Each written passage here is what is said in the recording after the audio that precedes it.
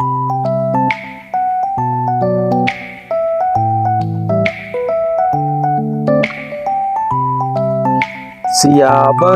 राम जय जय राम, मेरे प्रभु राम जय जय राम। जय श्री राम। मैं ईश्वर भवानी हनुमान करता हूँ राजस्थान से। रोज आपको गंगा दर्शन लाइव दिखाता हूँ, मैं पंचांग सुनाता हूँ, तत्पश्चात स्कंद पुराण का अध्याय सुनाने की कोशिश करता हूँ। स्कंद ने कहा, महेश्वर आपके दिए हुए ये वरदान पाकर मैं कृत्य कृत्य हो गया। आपको नमस्कार है, नमस्कार है, नमस्कार है। प्रभु आप कभी इस स्थान का त्याग न करें। देवेश्वर भगवान शिव से प्रणाम पूर्वक यह प्रार्थना करने के पश्चात स्कंद ने माता पार्वती के चरणों में मस्तक झुकाकर कहा, माँ मेरी प्रिय करने की अभिलाषा से तुम भी इस स्थान पर कभी त्याग न करना। पार्वती बोली, बेटा जहाँ भगवान शंकर विराजमान होते हैं वहां तो मैं स्वभाव से ही निवास करती हूँ। षडानन ये स्त्रियों द्वारा मेरी आराधना होने पर मैं उन्हें सौभाग्य, उत्तम पति तथा अनेक पुत्र प्रदान करूंगी। चैत्र मास की तृतीया को शीतल जल से स्नान करके जो नारी फूल, चंदन, धूप आदि से मेरी पूजा करेगी और भक्तिपूर्ण मुझे 8 सौभाग्य सूचक वस्तुएं अर्पण करेगी, उसे मैं पिता, माता, सास, ससुर, पति, पुत्र, सौभाग्य तथा संपत्ति ये 8 वस्तुएं प्रदान करूंगी। कुमकुम, पुष्प, चंदन, तांबूबल, काजल, ईख, लवण और जीरा ये 8 सौभाग्य सूचक वस्तुएं हैं। इन सब वस्तुओं को तराजू में पलड़े में रखकर उनसे अपने को तोले तथा वह स्त्री अपने पैर सहित संपूर्ण अंगों के साथ तुल जाए और वह वस्तुओं का मेरी प्रीति के लिए दान कर दे। पश्चात वह बिना नमक का भोजन करे। ऐसा करने वाली स्त्री संसार में कभी विधवा नहीं होती, संसार सदा सौभाग्यवती बनी रहती है। जो स्त्री माघ, कार्तिक अथवा चैत्र में यहाँ स्नान करके मेरी पूजा करेगी उसे दुख, दरिद्रता और दुर्भाग्य का संयोग कभी नहीं होगा। गिरिराज नंदनी पार्वती यह बात सुनकर उनके पुत्र स्कंद को बड़ी प्रसन्नता हुई। उन्होंने माता पार्वती की स्थापना करके अपने भाई गणेश जी से कहा, विनायक जो लोग पुष्प, धूप और मोदक से पहले तुम्हारी पूजा करके फिर कुमारेश्वर की पूजा करते हैं उनके सभी विघ्नों का तुम निवारण करो। गणेश जी बोले, भैया तुम्हारे द्वारा स्थापित उस शिवलिंग के प्रति जो लोग भक्ति रखते हैं मेरी तथा मेरे अनुगामियों की ओर से कोई भी विघ्न नहीं होगा। विघ्नराज गणेश के प्रसन्नता पूर्वक ऐसा कहने पर कुमार ने उनकी भी स्थापना की। इसलिए वहां सर्वदा ही विशेषतः चतुर्थी तिथियों को गणेश जी का पूजन अवश्य करना चाहिए। इस प्रकार भगवान कुमारेश्वर की स्थापना करके भगवान शिव ये वरदान पाकर प्रसन्न हुए। कार्तिकेय अपने को कृत्य माना तथा वे भगवान कुमारेश्वर के समीप समय भी अतः अशत निवास करने लगे। स्वामी कार्तिकेय की यात्रा करने वाले जो लोग इस तीर्थ में निवास करने वाले भगवान शंकर दर्शन करते हैं उनकी ये यात्रा सफल होती है। विशेषतः कार्तिक की पूर्णिमा कार्तिक जी का पूजन करे। ऐसा करने से स्कंद स्वामी की यात्रा का जो फल वह पूर्ण रूप से प्राप्त होता है।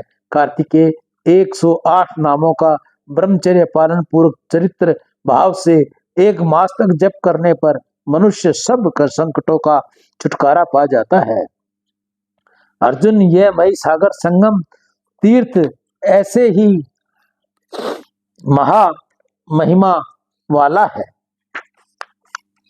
इस प्रकार कुमारेश्वर का संक्षेप में वर्णन किया गया और कुमारेश्वर के इस महात्म्य का उनके आगे पाठ करता है तथा जो लोग इस महात्म्य को सुनते और प्रसन्न होते हैं वह कभी रुद्र लोक में निवास करते हैं। जो श्राद्ध काल में इस लिंग के महात्म्य का पाठ करता है उसका किया हुआ श्राद्ध पितरों को अक्षय तृप्ति प्रदान करने वाला है।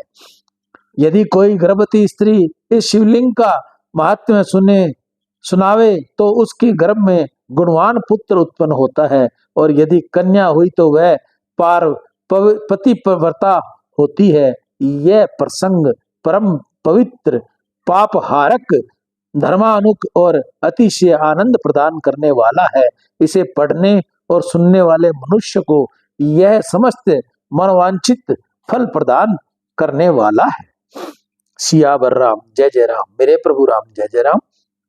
आगे का अध्याय है कुमार का विजय स्तंभ, प्रलंब, दानव का वध तथा भूगोल का वर्णन।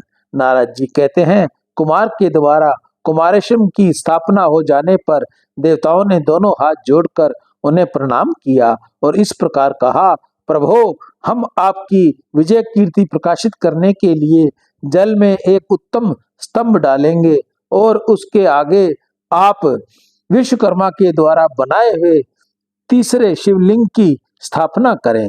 देवताओं को ऐसा कहने पर महामन स्कंद ने तथास्तु कहकर अनुमति दे दी। तब इंद्र और देवताओं ने प्रसन्न होकर स्वर्ण एवं उत्तम रत्नों से बने हुए एक उत्तम स्तंभ को जल में डालकर खड़ा किया। उस खंभे के चारों ओर रत्नों का चबूतरा बनाया गया। उस समय आकाश से फूलों की वर्षा हुई और देवताओं के बाजे बज उठे। उस स्तंभ का नाम रखा गया विश्वनंदक। उसका आरोपण हो जाने के पश्चात उसी के पश्चिम भाग में भगवान स्तंभेश्वर की स्थापना की गई।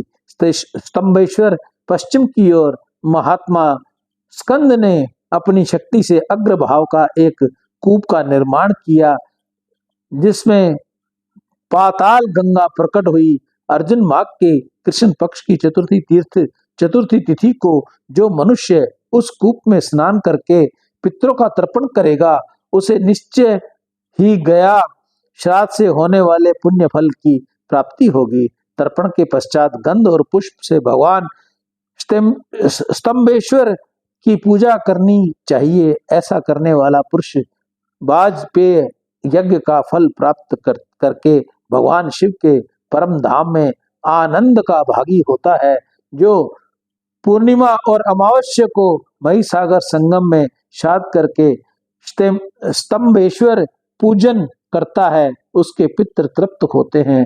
तृप्त होकर उत्तम आशीर्वाद देते हैं तथा वह पुरुष सब पापों का नाश करके भगवान रुद्र के लोक में प्रतिष्ठित होता है। यह बात समय भगवान शंकर ने कार्तिकेय की प्रशंसा के लिए पहले कही थी। इस प्रकार स्कंद द्वारा स्थापित किए हुए चौथे उत्तम लिंग को सब देवताओं ने प्रणाम किया और साधु साधु कहकर उनके इस कार्य की प्रशंसा की। इस प्रकार भगवान शंकर के पुत्र स्कंद द्वारा पृथ्वी पर स्थापित किए हुए उन शिवलिंगों का दर्शन करके विष्णु, ब्रह्मा और इंद्र आदि देवता आपस में इस प्रकार कहने लगे, ओहो, ये राजकुमार धन्य है जिन्होंने परम दुर्लभ महिसागर संगम में 4 शिवलिंग स्थापित किए हैं। हम लोग भी यहाँ आत्म शुद्धि के लिए भगवान शंकर और कुमार कार्तिकेय की प्रसन्नता के लिए सत्कर्म का अनुष्ठान करने के लिए तथा अपने परम लाभ के लिए शिवलिंगों की परस्पर स्थापित करें, ऐसी सलाह करके सबने भगवान महेश्वर से आज्ञा प्राप्त की। आज्ञा मिल जाने पर उन्हें उन्हीं प्रसन्नता हुई और उनके साक्षात ब्रह्मा के द्वारा बनाए हुए एक उत्तम शिवलिंग को एकांत स्थान में स्थापित किया, जिसका प्रयोजन सिद्ध हो चुका था। ऐसे ब्रह्मा आदि देवताओं उस लिंग की स्थापना की, इसलिए उसका नाम सिद्धेश्वर रखा गया। फिर सब देवताओं ने मिलकर वहां एक उत्तम सरोवर खोदा और वह महात्माओं को समस्त तीर्थों का उत्तम जल से उस जलाशय को भर दिया। इसी समय पाताल में शेषनाग के पुत्र कुमुद ने आकर शेष और सर्पगणों से कहा, तारकासुर के साथ सब युद्ध हो रहा है। उस समय प्रलभ नामक दानव कुमार के भय से भागकर पाताल में जा घुसा था। वह इस समय आप लोगों के धन, पुत्र, पत्नी, कन्या और गृहों का विध्वंस कर रहा है। यह सुनकर कुमार कार्तिकेय ने शक्ति हाथ में ली और प्रलभ नामक दैत्य मारा जाए ऐसा संकल्प करके उसे पाताल की ओर छोड़ दिया। स्कंद से हाथ से छूटी हुई ये शक्ति पृथ्वी को चीरकर बड़े वेग से पाताल में जा पहुंची और 10 करोड़ दैत्यों से युक्त प्रलभ को भस्म करके जल की लहरों के साथ पुनः लौट आई। शक्ति ने पाताल को जाते समय जो बिल बना दिया, उस मार्ग से पाताल गंगा का पापहारी जल आकर वहां पूर्ण हो गया। स्कंद उसका नाम सिद्धकूप रखा, जो मनुष्य उपवास पूर्वक कृष्ण पक्ष की अष्टमी और चतुर्दशी को सिद्धकूप में स्नान करता और अन्य भाव से भगवान सिद्धेश्वर का पूजन करता है, उसका अनेक जन्मों का पाप भाग जाता है। जो सिद्धकूप में श्रद्धा पूर्वक स्नान करता है, वह सब पापों से मुक्त होकर भगवान शंकर की भक्ति के योग्य हो जाता है। उस तीर्थ में अक्षयवट भी है। उसके ऊपर संतुष्ट हो भगवान शंकर ने यो वरदान दिया, यह वृक्षवट प्रयाग के अक्षयवट के समान है। जो यहाँ श्रद्धा करता है, उसे पिंड देने से सब पितरों का अक्षयदान प्राप्त होता है। तदंतर ब्रह्मा आदि देवताओं ने स्कंद के साथ जाकर महाशक्ति भगवती सिंध्याबिका से प्रार्थना की, देवी तुम यहीं रहकर इस क्षेत्र की दुष्ट जीवों से रक्षा करो। शुभ अष्टमी और चतुर्दशी को जो लोग तुम्हारी पूजा करते हैं, उनकी सब प्रकार की आपत्तियों से तुम्हें रक्षा करनी चाहिए। उनके इस प्रकार कहने पर सिंध्याबिका ने तथास्तु कहकर उनकी प्रार्थना स्वीकार की। तत्पश्चात सिद्धेश्वर लिंग से उत्तर भाग में देवताओं ने भगवती सिंध्याबिका को स्थापित किया। उस तीर्थ में तभी देव समूह ने देवेश्वर सदेश्वर देश की रक्षा के लिए छत्रपति के रूप में चतुष्षष्टि महेश्वर की स्थापना की। उसके बाद उन्होंने सिद्धि के लिए वहां शिवजी के पुत्र गणेश जी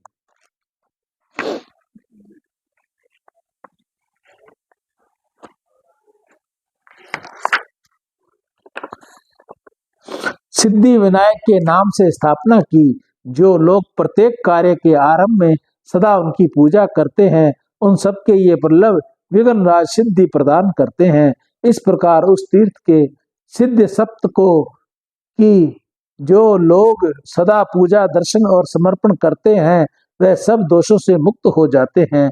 सिद्धेश्वर, सिद्धवट, सिद्धांबिका का सिद्ध विनायक, सिद्धेश, क्षेत्राधिपति, सिद्धसर तथा सिद्धकूप, ये 7 सिद्ध सप्ताह कहलाते हैं।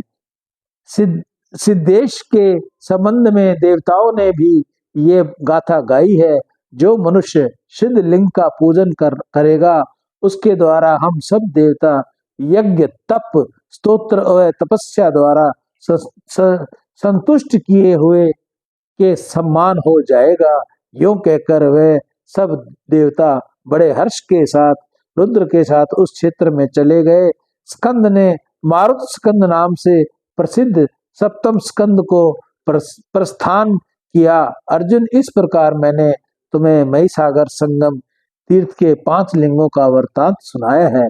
सियावर राम जय जय राम, मेरे प्रभु राम जय जय राम। जय मंगल भवानी अमंगल हारी, द्रवौ सुदशरथ अजिर बिहारी। दीन दयाल विरुद्ध संहारी, हरहु नाथ मम संकट भारी। जय श्री राम। मैं ईशु हरवानी, हनुमानगढ़ टाउन, राजस्थान से रोज आपको गंगा दर्शन लाइव दिखाता हूँ। तत्पश्चात पंचांग सुनाता हूँ। तत्पश्चात स्कंद पुराण का एक अध्याय सुनाने की चेष्टा करता हूँ। सियावर राम, जय जय राम, मेरे प्रभु राम, जय जय राम। राम